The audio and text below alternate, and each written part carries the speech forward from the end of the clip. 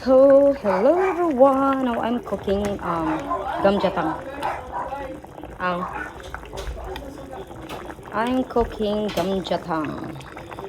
I did water. Yeah. But since I don't have ribs, so I'm just using pork. Amma.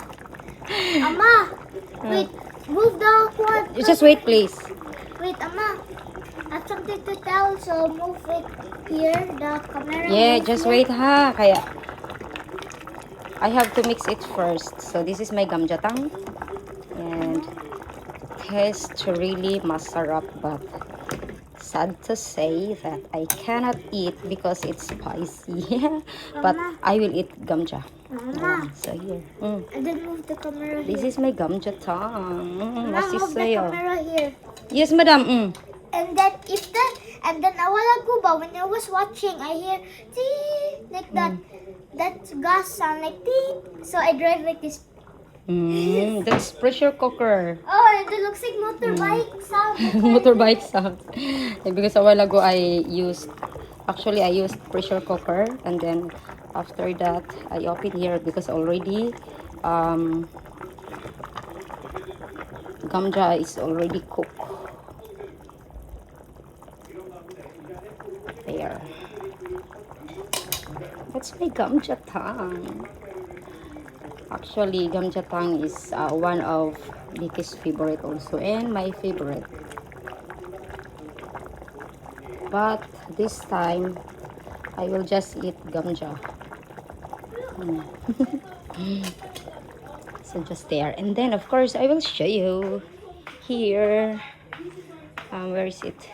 This one. This is what he bought for me. Logaw. Chincha logaw. Like this. Actually different. This is a different flavor. Another one, that one.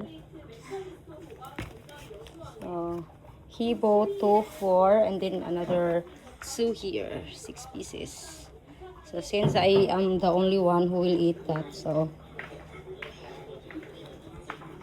I just bought small because I'm worried also I cannot eat, or I just eat that sometimes because sometimes also I cook my own porridge because I like porridge with malunggay.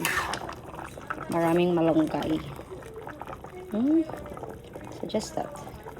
I have to wait more. Actually already cooked. And the gamjas is already melting. Wow, Chincha, this is masiso. So there, our ulam for dinner.